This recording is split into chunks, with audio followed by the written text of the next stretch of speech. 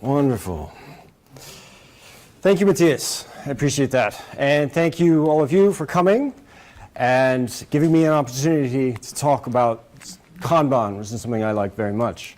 I'm going to talk about a few other things in an attempt to illustrate why and how I think Kanban is so powerful, particularly in how it gets us to think about our work or conceptualize it.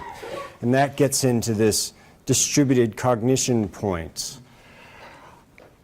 So a little bit about me, which might explain or introduce some of the places that we're going to go in this talk. I am a coach with Excella Consulting. A couple years ago, I was a finalist for the Brickell Key Award for Excellence in the Kanban Community. Didn't win that, but I have won some awards for my writing as a historian. It's a hobby that I have, but it's a little bit more intense than most hobbies. And I really value how we can weave together different disciplines to bring new perspectives. And I'm hoping to do a little bit of that for you in the talk tonight. So some of this might seem like it meanders a little bit, but trust me, it should all come together in the end. And if it doesn't, please let me know. I also like to call myself a complexity theorist. I really like the way Jürgen Appello weaves together modern complexity science with the idea of agile and agile software approaches. I buy into that as well, and that's going to inform some of what I talk about this evening. So a topic tonight. I think that if you do a Kanban system well, it can become a system or create an environment of distributed cognition. And through some of these anecdotes that I'm going to relate, I'll explain what I mean by that. So we're going to talk about what that is and how we might do it. And to do that, we're going to start 75 years ago. We're going to look at something the United States Navy did in the aftermath of Pearl Harbor and in the early years of World War II, and how they created a system of distributed cognition to help them be more effective and make sense of combat situations. So last December, we marked the 75th anniversary of Pearl Harbor. This is the battleship Nevada, damaged in the attack, the only ship to get underway, the only battleship to get underway during the attack, and was set upon by Japanese dive bombers in the second wave. Pearl Harbor is important in this context for us here because it changed the paradigm somewhat. Both navies had spent a great deal of time preparing for what they saw as a coming conflict. But a lot of the U.S. Navy's preparation had been oriented around a singular battle fleet advancing initially very rapidly and later on step by step across the Pacific and fighting the Japanese as it went. With the destruction of the battle fleet, this paradigm disappeared, and the Navy had to attempt to reconfigure. It had spent a lot of time preparing for operating aircraft carriers, though, so this wasn't too difficult a paradigm shift to initially undertake. And in the early months of 1942, a series of successful carrier raids prevented the Japanese from achieving all of their objectives. And these eventually culminated in the Battle of Coral Sea in May 1942, where the Japanese attempt to seize Port Moresby was thwarted, and then the Battle of Midway in June, where the Japanese carrier fleet was severely damaged and forced to retreat.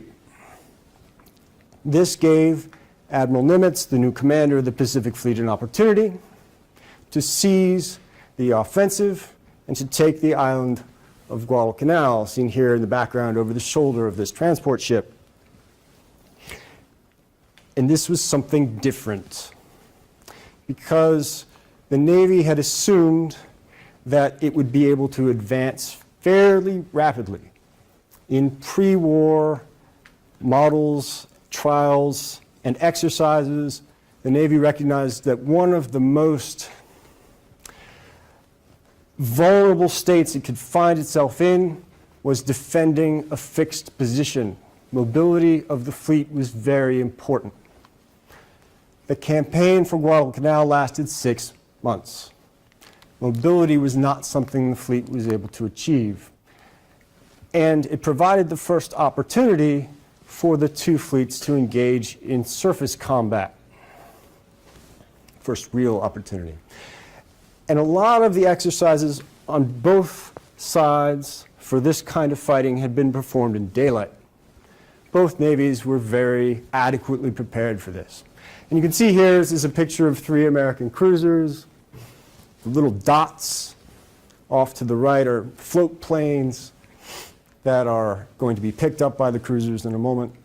So both navies, particularly the US Navy, had invested a great deal of time and effort in figuring out how to create a multifaceted, multidimensional combat force that could use airplanes and surface ships together to fight battles and win. But because there was an airfield on Guadalcanal that the Americans seized, they controlled the skies around the island. This meant that the Japanese, if they wanted to come into the waters around the island, would not come in daylight. They would come at night. And at night, things are a lot more confusing, a lot more difficult. This is a picture from one of the battles fought off of the island. And you can contrast it very much with this, where it's easy to make sense of it. Hey, there's 3 ships there. We can see them. We can see where they are. There's 3 ships here, too. It might not be quite as obvious, but that's the case. And in these night battles, there were 5 of them fought around Guadalcanal, it became very difficult for commanders and captains to understand what was going on. You can get a sense of that from the picture. It's hard to tell what exactly is happening. I mean, it's a ship, it's shooting. What kind of ship is it? Whose ship is it? And after it fires, this flash will disappear. And those of us who are looking at it will be momentarily blinded because the flash is so brilliant. So it's very difficult to make sense of things. It's very difficult to understand what is going on. And so one of the recurring themes through these fights was how hard it was to understand what exactly was happening. And that difficulty was exacerbated by the fact that the United States Navy had not prepared for a war on 2 fronts. We need to remember Germany declared war the day after Pearl Harbor. There was a war going on in the Atlantic as well. This stretched the US Navy beyond its prepared limits. Some of you who know something about history might say, well, what about radar? Radar had been invented. The United States Navy ships had radar, right? And there's 6 different radars in this picture.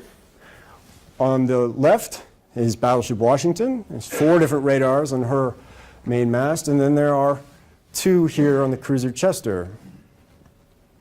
But these radars are very early and they're relatively unsophisticated. The majority of them have a display like this. It's called the A-scope. And it's a nice 2-dimensional display that looks a lot like a conventional oscilloscope. And as the radar turns, we get a sense of whether or not there might be any contacts on the bearing that it is facing. This is not the conventional radar picture that all of us are used to seeing. This is a very linear picture. So as the radar moves around, the operator would periodically, if he finds a contact, say, well, there's a contact and it's at this bearing and it's at this range. And that information would make its way to the captain, and the captain would have to keep track of these various contact reports that he was receiving in his head, and combine that with what he could see with all the flashing gunfire around him, and try to understand how these ships were all fitting together, and which ones were friendly and which ones weren't. Now, at the Naval Research Laboratory, just before the war, they had invented this. This is the Plan Position Indicator display, which is the radar that most of us are familiar with. You get a top-down view of the world surrounding the ship. This makes it a lot easier for someone looking at the radar to understand what is going on, or at least we would think so. But again, the information being relayed to the captain is the same. There is a contact at such and such a range on such and such a bearing. Very difficult to translate that into something actionable when you're trying to process all this information in your head. And it's complicated by the fact that this is what some of the PPI displays look like. These are actual photographs. It's very difficult to make sense of this. The largest pieces here are islands, and some of the smallest bits are actual ships. But it's a little hard to tell which is which or make sense of it all. Right? So some of you may be thinking right now, what does this have to do? What does this have to do with Kanban? Well, it's a problem that's not dissimilar from some of the things that our teams face. The work that we do can be difficult to keep track of. A lot of it might live in people's heads, right? So we can lose track of that just as the captains lost track of the situation in these fights, all right? And our ability to collaborate and coordinate can become very difficult if we lose that sense. But an important thing to keep in mind, and what the Navy was able to discover, is that the relevant information to allow this coordinated action and behavior is there. It's present, but we're not acting on it. So the solution that the Navy came to was to create something called a Combat Information Center, where all the sources of information would come, be collected, be collated, and then be visualized so that someone could interpret it and provide actionable information. And that began to be presented like this, right? So this is a plot, this is an example plot of the kind of environment that a ship might face, right? So on the upper half, we have an aerial contact. On the lower half, there are surface contacts. And now, if you get this kind of information, if you're looking over the shoulder of the operators generating this as a captain, it becomes very clear what is going on. You get situational awareness. You get a sense of what is happening because this is being visualized in front of you. You don't have to translate, well, there's a contact at such and such a bearing at such and such a range into some sense of the world around you. You can see the world around you. And this was done by creating new roles, and it distributes the cognitive load, right? So whereas before the captains are trying to process all this information in their heads, now a distributed team, distributed in terms of, individuals networked together in the same location, is creating the information. And then someone else is acting on it, right? So you have radar operators who are doing their standard reporting, but then you have plotters who are plotting this information, and someone who's standing back and looking at it, making sense of it, to the captain so he can take action. And from this, they developed an ability to rapidly understand what was going on and take action on it. I believe we can do the same sort of thing, follow the same basic model with Kanban. So, what I'm getting at with distributed cognition here is the idea that we can create systems that have a cognitive capacity or capability that exceeds that of any of the individuals in the system, or potentially just the sum of the individuals within the system. Right? Through their interactions, through visualizations and rules, we get a cognitive capacity that is not present in the parts that make up the system. Let me give you another example. So this is an idea that was developed by John Searle. It's kind of a thought experiment. He calls it the Chinese room. And John cannot speak Chinese, but he hypothesizes that if he gets in a rule book that allows him to provide coherent responses to Chinese inputs and then feed them back to people, he can create a system that makes it appear as if he understands Chinese, right? So he gets in a room, he gets inputs, people come to the room, write something in Chinese, slide it under the door. On the other side of the door, he's got his sort of rule listing, looks at the input, looks up a valid output for that input, writes it down, copies it, slides it back through the door. And so people interfacing with this room, with John through the room, through the door, think that the room, or someone in the room, understands Chinese. But he doesn't. He just has a series of rules, a series of canned responses. Now, John's field is AI, but I think this is a very nice example of how you can create a distributed cognitive system, because between John, who's acting as the agent to write things down and understand what's coming in, and the rule book that's been created for him, you've got an understanding of Chinese. You've got a cognitive Chinese system. But he doesn't understand Chinese. And he doesn't have to.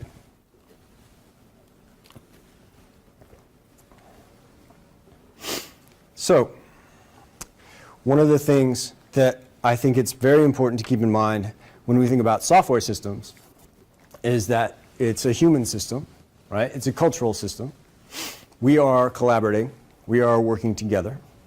And until we begin to make some of our expectations of how to interact or what we're working on explicit, they remain implicit.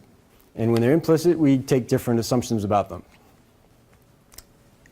If we make them explicit, we can produce rules, patterns of behavior, or symbols, representations of information, and then we can offload some of the cognitive burden that we have when we are either going about our work or interacting with each other, whether it's thinking about the room, or it's thinking about the CIC, or it's thinking about a Kanban system.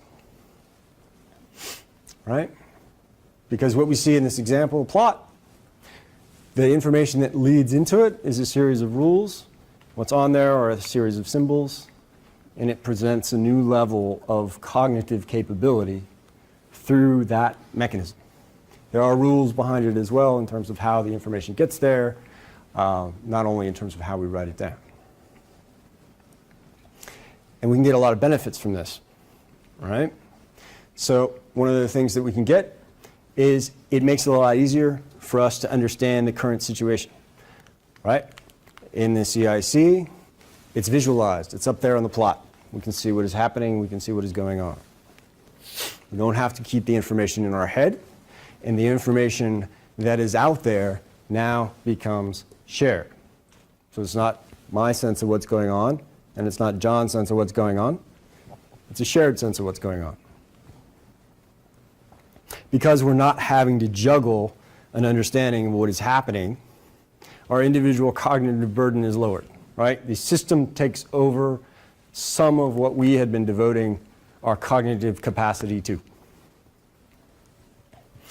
This makes it easier to self-organize because we have this shared sense of the current state, and it allows us to align our decision-making more effectively if we have a shared sense of where we are and what we're being confronted with. Kanban can do all these things. So what are some ways to do that? So with Kanban, this is one of my definitions. It's a relatively simple definition, but I think it's a pretty good one.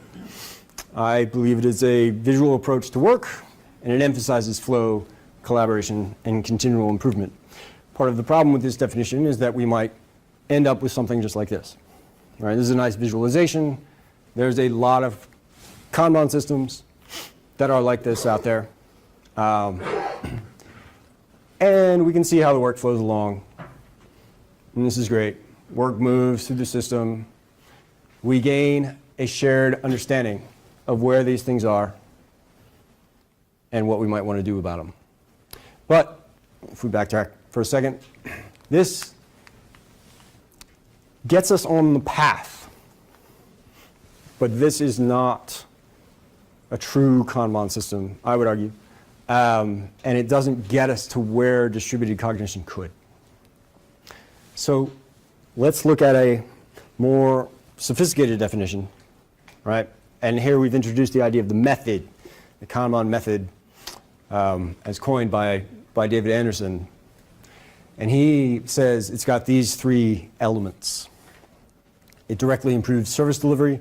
Now, what comes along with that is you orient your Kanban system towards a specific service, to do a thing, to accomplish something. And it can catalyze improvements, and it can make that service delivery more fit for purpose, more effective at satisfying whatever that end goal might be. There are 6 practices that come along with this. Visualization, which we already looked at, limiting WIP, or reducing the amount of work in progress, which is key. You might argue that that is a subset of the 4th one, making policies explicit, because a WIP limit is a policy, and usually WIP limits are visualized, and that's a way to make a policy explicit. Those are the 3 that I think are most important for creating a system that enables distributed cognition, right? So that gets us a visualization. So through the visualization, we derive a shared sense of what is happening. And the other 2, we create rules and symbols that allow us to offload some of our cognitive burden. And I believe it is that capability which makes it easier to accomplish the other 3, the management of flow, the implementation of feedback loops, and continually improving what we have. That is, if you offload some of that cognitive burden, you'll have more resources available to do those other things. So let's get a little more specific of how to tie the 2 together. I think we could use Kanban to make sense of complex and challenging knowledge work, or to be very specific about one of the things that we hope to achieve, right? You want to be able to use the system and understand what to do next. Help make effective decisions. So, a more personal anecdote. My wife likes to host a Seder every year. And it's her family tradition. So when we started, I didn't know a lot about it. But I wanted to help. However, the first couple times we got into it, it became much easier for her to just do the things rather than explaining to me what I could do next, right? Because explaining to me what was necessary to do next was going to take more time than it was for her to just decide what to do and do it herself. It was very difficult for me to help. She's got a lot of energy, she's motivated, she's clear about what she wants. All great characteristics, not always great when you want to cooperate in the kitchen. So, prior to doing this a couple years ago, I sat down and I said, how about we write down all the things that we need to do? How about we try to develop an understanding what all those things are, so that I'm not trying to draw it out of your head in the middle of it. She's like, oh, that sounds like a good idea. Yeah, we can try that. Cool. So we did that. That's what all these Post-its are. And then just set up a very simple sort of to-do, doing, done. So not a very elaborate or sophisticated Kanban, but a nice symbol of where are we with things. And you can see there's an awful lot when I took this picture in our to-do, because we just used the 3 cabinet fronts there as the columns. And here's the close-up on one of the tickets, probably the most important ticket, because it's the brisket. Right? Now, this is the kind of information we put on there, right? So what is it? How long is it going to take to do the thing? When do we want the thing to be done? And so when do we have to start it? Just quick little backdating there. But we started with the first 2, like the duration and then the completion time, and realized pretty quickly that doing that mental math in the midst of it was going to be kind of difficult. So we did the math beforehand and wrote it on there. And then a few more details, like for this one specifically, hey, the oven should be set at 350. Great. This was wonderful, because when I got a thing done, I didn't have to bug her and ask her, hey, what should I do next? What's the next most important thing to do? Get it done, and I'd look up.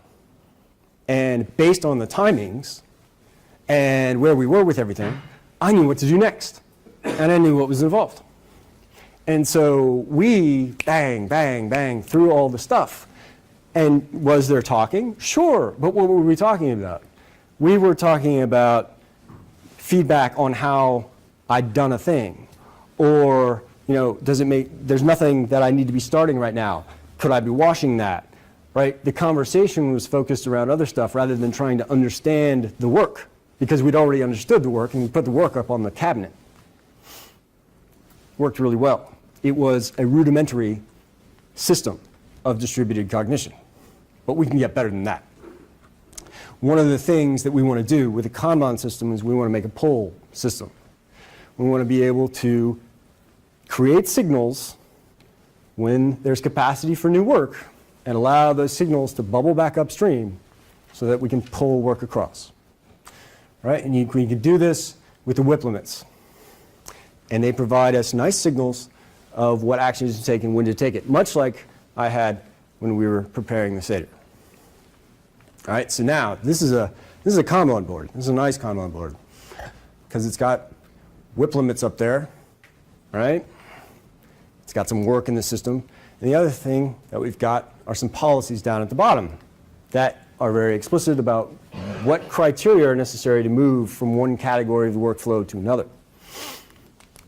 And we know what they are. So that creates a shared sense. So we don't have to know, well, did the unit testing happen between validate and done? Well, we don't have to ask ourselves that question because that's one of the policies for moving from validate to done, say. And you see these dashed lines on here, the dashed boxes. Those are the pull signals. Those are the virtual Kanban. Right? Kanban is a signaling system. And when we create a board like this, we've got Kanban has two meanings relative to it. One is the board itself, the visualization. And the other is the signaling method. And in that aspect, this is a virtual Kanban because the signaling method is virtual. We do the math in our heads. We look at the fact that the WIP limit on validate is 3. But there's only 2 items in there. So that's why we have the one dashed box underneath it, because that is a virtual signal that allows us to pull more work into that. Right? And as that happens, these pull signals travel back upstream. Right? So we pulled something from analysis into development. Now we have the signal that we can pull more work into analysis and work flows across. Right? So we are able to restrict the flow of work and know when and how we should start more or pull more into the next stage. So we're getting there. We're embedding more knowledge in the system and getting to the point where we're offloading more of our cognitive burden. But we can make it better. So classes of service is a very effective way to add more intelligence to the system. And these are specific policies around how we're going to handle work. Right, sometimes this gets equated with types of work. It's not types of work. You might have different types of work, right? You're going to have spikes. You're going to have stories.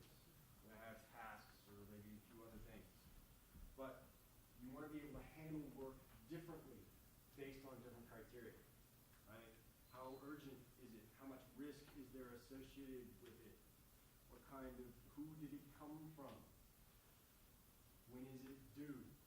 Right? You might want to treat these things differently. And so you can create classes of service for this. There are 4 typical ones. You can create others depending upon the nature of your system. But these are the most common ones that get referenced. And in a sense, they have some increasing level of importance as you go up the slide. In the expedite, that's pretty obvious. It's something we got to do right away. Typically, you get some cost of delay estimates or elements associated with these different classes. That would be the one with the highest cost of delay. Fixed date, as the name implies, is due at a specific time. If you get it done by that time, woohoo, great. If you don't get it done by that time, there is some consequence. right? So there's some risk associated with that that is greater than the standard ticket, which is one that's just going to be handled like pretty much every other ticket. And then there's the intangible class of service, which is a thing that we ought to spend some time on, but if we don't get it done anytime soon, it's not a big deal.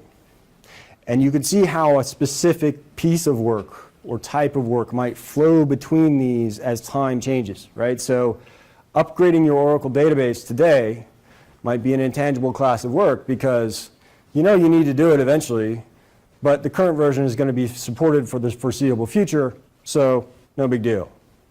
But if the version that you're on isn't going to be supported past next month, then that becomes either a fixed date or perhaps even an expedite task, right? So the relationship between the work that you have to do and the time has some bearing on the class of service. If we think about the Seder tickets, we were able to make some decisions about classes of service or when to take on specific work because we knew what time it was and we knew what time something had to be started. So they were all fixed time in a sense. So you could say that they were all the same class of service, but because the environment was very dynamic, we could make decisions about what to do and when to do it based on how closely we were approaching the specific start time if we hadn't done it yet. So you can get dynamic with some of these things as well. And this is how it might look if you make a Kanban system and have classes of service on it, right? So here we have a similar board to the one before, but now we have classes of service in it. And we've got that expedite ticket on there, so we're going to work hard to move that one across, right? And that seems an obvious decision when we look at it, right? Whereas before, they were all the same type of work. Now we've got different classes of service, and we're treating the expedite ticket differently. We're rushing it across to get it over and to validate. And we'll move that over here too. Oh, and I should explain, typically expedite tickets do not count against the WIP limits. That's why we've got 4 items packed there in validate, right? So we're able to bend the rules a little bit because this expedite is a hot thing that we need to get done. So we're going to, with some knowledge, violate the WIP limit in order to accomplish that. And then we're going to start pulling over some of these fixed date tickets because they have a due date, and that's important, and maybe the due date is near. And so we're going to work on that stuff. All right. Now, we can get even more sophisticated than this. I mean, that's about as far as most systems will take it. And that's good, right? We were able to make some intelligent decisions, or I'm sure you could imagine some intelligent decisions behind the scenes as those tickets were moving across. But we can combine classes of service with capacity allocations to introduce another layer of policies that makes it even easier to make decisions. And these are specific policies about how much capacity in our system or how much work of a certain class we are going to have in the system at a given time. And if you introduce this, then you've got a mechanism for creating a decision framework that makes it very easy for people who are interacting with the system or operating with the system to make decisions in light of the rules and policies that have been established. So let's see this in action. All right, so now we've explicitly said that the expedite is 1. We can only have 1 on the board at a given time, and the +1 means that it does not count towards the WIP limits. We want 4 fixed date tickets in our system at a given time, 8 standard and 3 intangible. All right, so let's just say the first thing that we do, that standard one is done, so we'll pull it over, we'll validate it. Now we're definitely going to move on the expedite ticket and get that into development. Bring the fixed date ticket over too, it's done. Finish that intangible, move another fixed date over, move that one over into development. We'll bring these 2 in because they're ready. Now, we got 4 slots in ready. And we've got those 6 options for us to work on. 3 standard, 2 fixed date, and an intangible. With the rules that we've established, what should we pull into our system?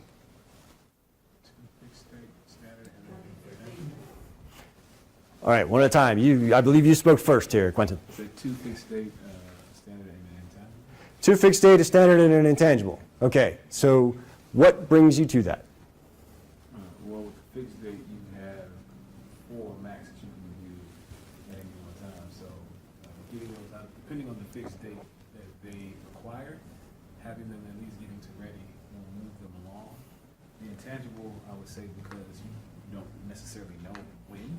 So it's at least good to get that in ready and going forward. And then standard, you kind of already have an idea of how long that should take to get it through the entire process. So just to at least get one of those going to knock out the other 2 in succession. Okay. Does anybody have a different opinion? Yes? Don't put any in. Don't put any in. And what brings you to that? Because if you introduce things in the front end, already you're in a block status. Because assuming that there's a finite amount of time, you can just assign the same number to the duration in those queues. You're not going to be able to clear your queue fast enough. So just to be specific, which block state are you thinking about? Well, I'm saying you're going to have multiple blocks because you're already blocked. It's validating stage. Oh, okay. Because it's going to take a finite amount of time to clear that queue. I thought you have more coming in than you can clear out of the queue.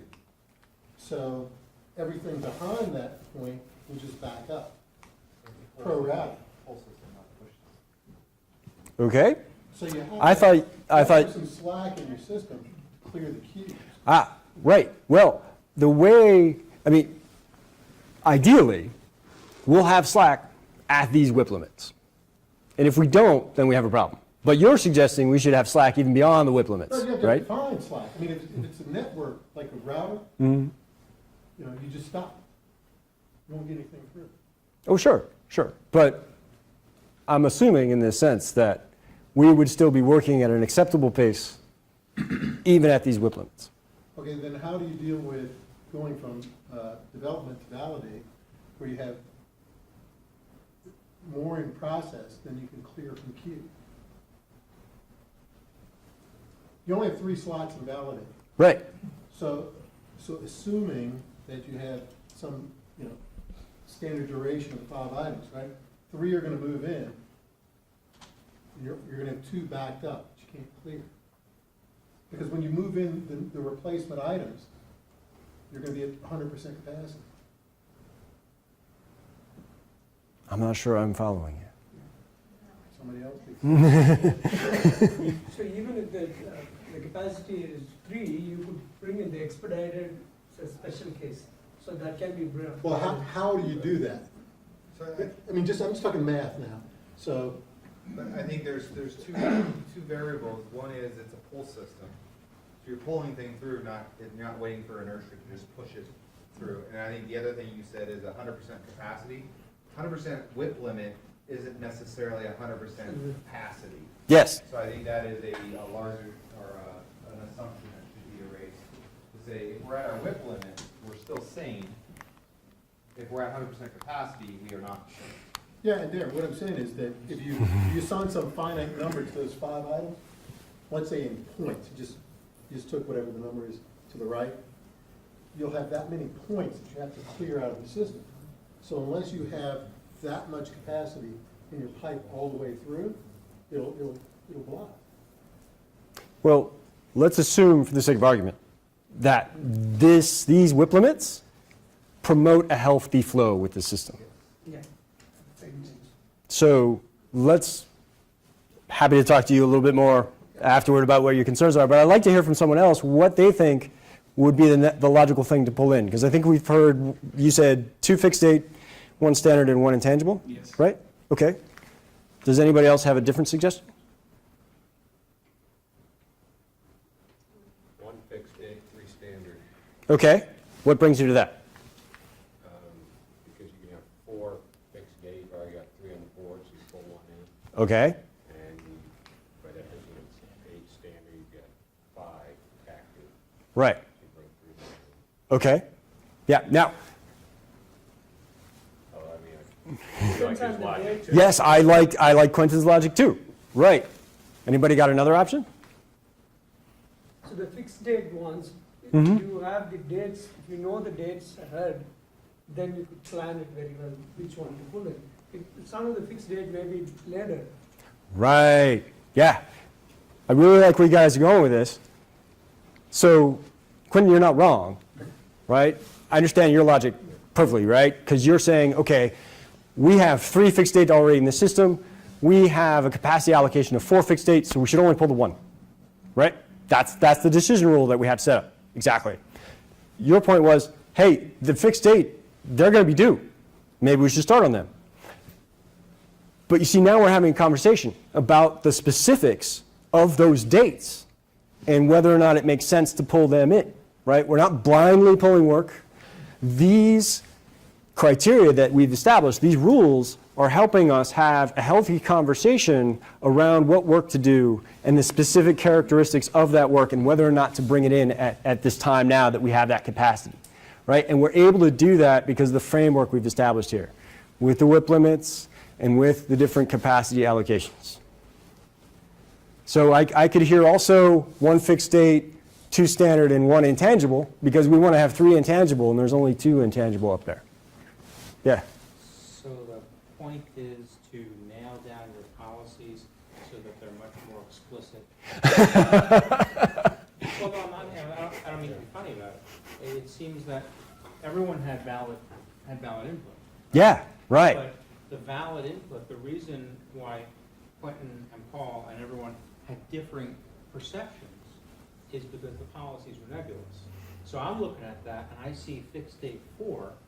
I don't know, and this is, me being inexperienced, and I apologize, but I don't know what that means horizontally. Mm-hmm. So can I have only, those 3 that are validate development analysis and maybe 1 in ready? Or does that mean, or is it vertical? It- I only have. Yeah. It is intended to mean across the system, so between ready and validate. Sure, I So get we it. leave off done, right, But my yeah. point being that, Mhm. that the Kanban principle of explicitly stated policies is where we're tripping over right now. Well, what I'm hoping to illustrate is that they should be explicit enough to facilitate an effective conversation around what to do, right? So we need to know enough about this work, about why we've chosen 4 fixed date. Like maybe in our organization. Yeah, sure.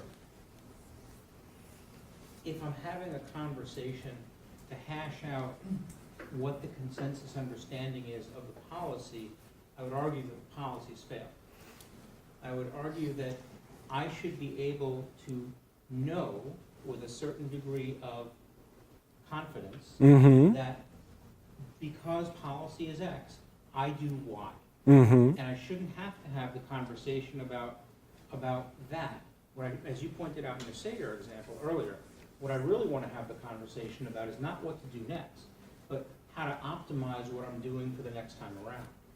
Yes, I agree with you. I was trying to illustrate that in this quick example, we have very little context, right? So we do not know the information behind why fixed date, for example, is 4, because that's going to be one of the key aspects of the decision.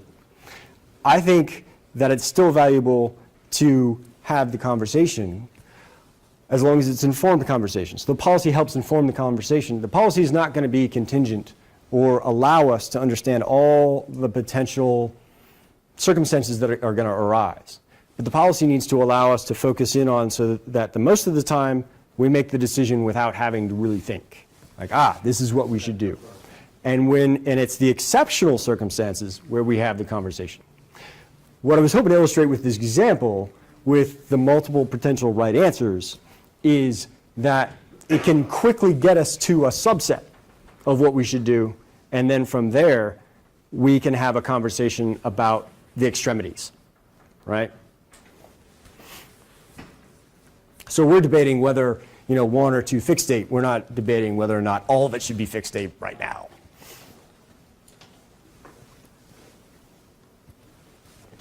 Are there other questions about this? Cool.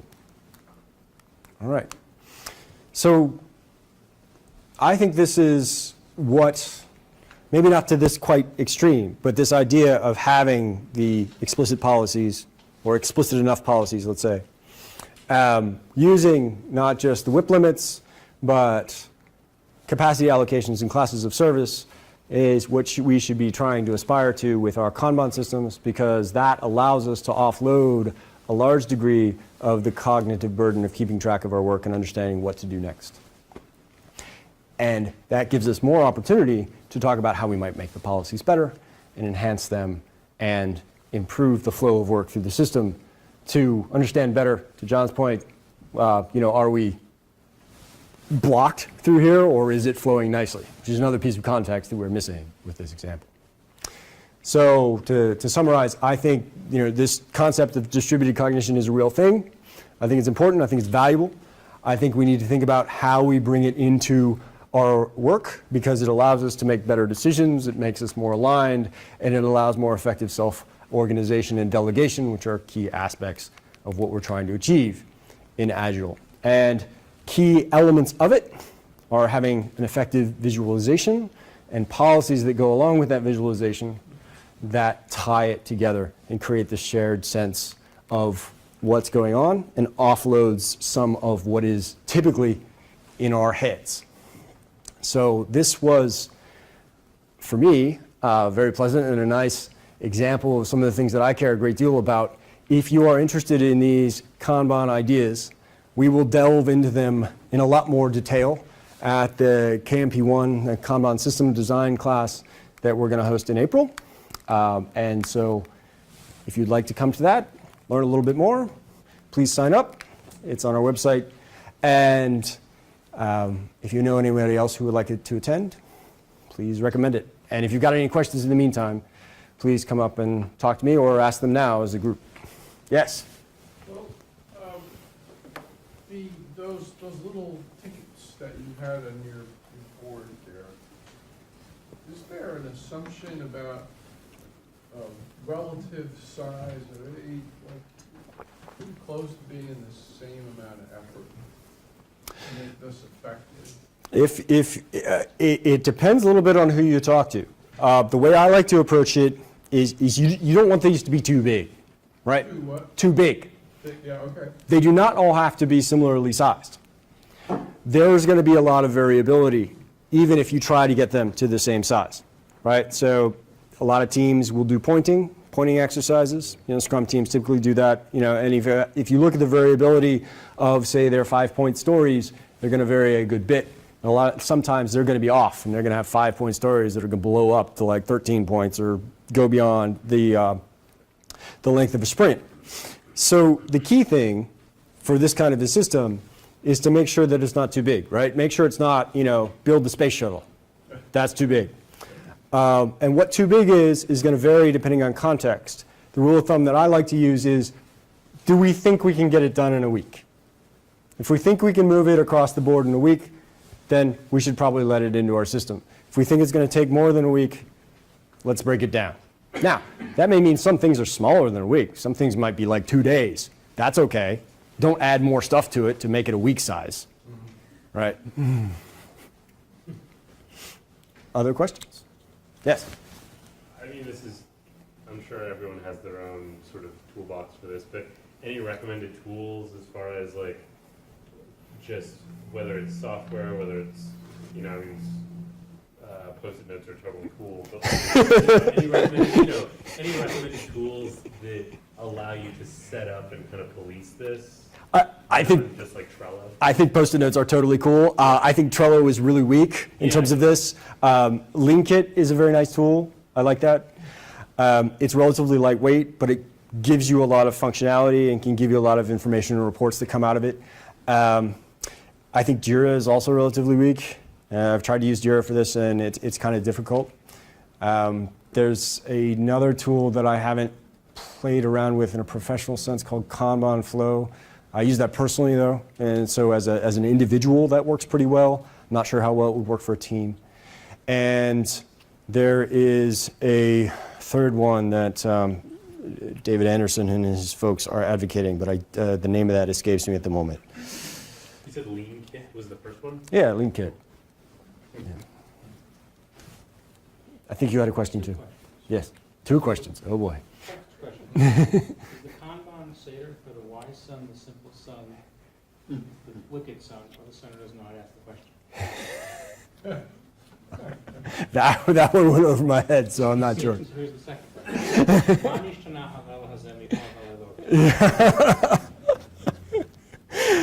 I appreciate that, but I'm not going to be able to respond to you in kind.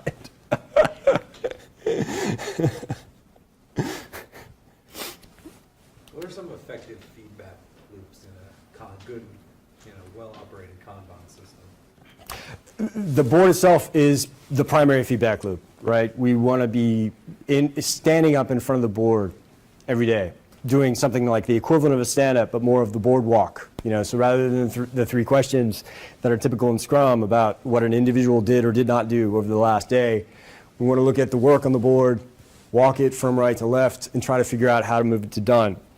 So that's a very effective feedback mechanism. What John pointed out, I think, is very good, and it's nice for this, right? So he's saying we're already at capacity. We shouldn't bring any more work in. Hard to argue with that, right? So the board itself becomes as the WIP limits get hit, that might be a signal that we've got too much work in the system, right? A lot of that can be a leading indicator of a potential problem. So like right now, I would be asking questions about what's going on with the analysis work. And are there enough people devoted to that? Because we've got 3 things in progress, which is at our WIP limit. It would be nice to see 1 of those things in done or 2 of those things in done. Why are they not there? So that's a nice feedback loop.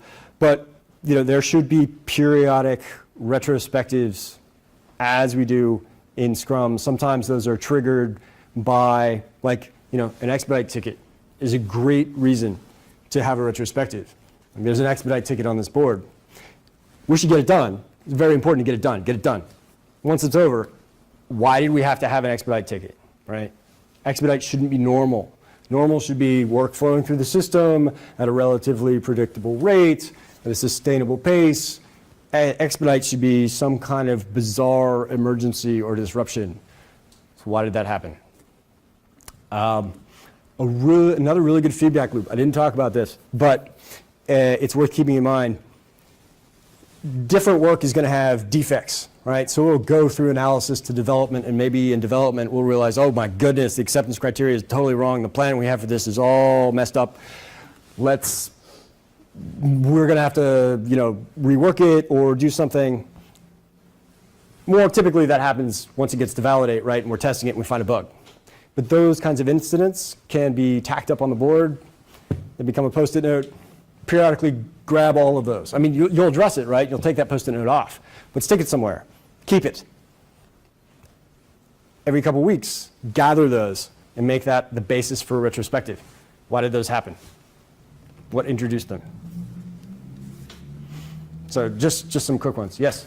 So is this tool meant more for like a project manager, or is this meant for like the entire team? And I guess the follow-on question is, in the actual post-its that you had, it didn't address like who was tasked for this, or how does that kind of play into this? Good questions. Good questions. So is it for the team or the project manager? And names weren't on the Post-it notes that I had. This is for the team. That should be the primary objective. It should help the team organize and understand their work and figure out how to self-organize around it to get it done. It's a great tool for potentially a manager or other people outside the team, because they can periodically walk by and see what the team is working on. They can understand what's happening. So in a way, it becomes a status reporting mechanism without having a deliberate status report, right? You want to know what the team's working on? Go look at that board. Oh, hey, that's what the team is working on. Oh, and I see you have a bug on this one. How's that going? Right? So the team is the actual ones moving. Yes. Yes, absolutely. The team is moving it all. Either when they get together in the morning or throughout the day. Ideally, throughout the day, so that anytime anybody looks at the board, they know the current state. So the team itself addresses who takes and does what? Yes, they should. Yeah, so, if you pull something into analysis, you are signing up for that work. I mean, ideally, maybe you're not there that day and somebody else is pulling it over because you've chosen to work on it. But if the manager is taking something and sticking it into one of those columns and writing somebody's name on it, then people are not self-assigning to work and you don't really have a pull system anymore. It may be operating as a pull system, but if you're writing my name on a piece of work and signing me up for it, I'm not pulling. You're pushing to me. I won't be as inspired to work on it in that situation. Nothing against you, it's just how that works. So then at the end, in the done column, then someone writes their name to take credit for it then, right? If they want to, I mean, one of the things that I've seen it pretty clever on a physical board, especially if it's magnetic, you might have an avatar, and when you're working on a ticket, you stick your avatar on that ticket. And the nice thing about that is you can take it back off again. So you might work on the thing, suppose you're a developer and that's your specialty, you might work on the things that are in development, but you're not doing a lot of the analysis or the validate. So the fact that your name is only on there for a brief period of time indicates that's when you were working on it. Other groups will write names on there. That might be a little trickier because then, what if you are the analyst and you wrote your name on it, but now you're not doing anything with it, but people see your name on there and they're going to come to you with questions about it and you don't know. So, lots of questions. Let's start with Claire. What's a good rule of thumb for determining with limits, especially at the beginning of a project, and then how do you know if they're too low versus you have a lot of team members now? Oh, that's a cool question. So how do you start off with WIP limits, and how do you know if they're too big or too low? The easy and kind of lazy answer to how to start with WIP limits is just pick the number of people that might be doing that function. I hate that answer, but it's quick and it solves some arguments. But I would talk about it as a group. Like, what do we feel like makes sense? But then, very quickly, measure how long it takes work to get through the system. So measure the lead time, the time from when you pull something into ready to when it gets to done. And because the WIP limits are going to be the best lever to control that rate. And if that rate is too long, lower the WIP limits. So the key there is figuring out what are the expectations that are on the team. How fast are they expected to be able to deliver work? And some of that will be on the team itself, but it's important to understand the stakeholders that are receiving work from the team are expecting that work. And if that turnaround time isn't fast enough, then that becomes a feedback loop into how do we make it faster. And the WIP limits are a good lever to do that.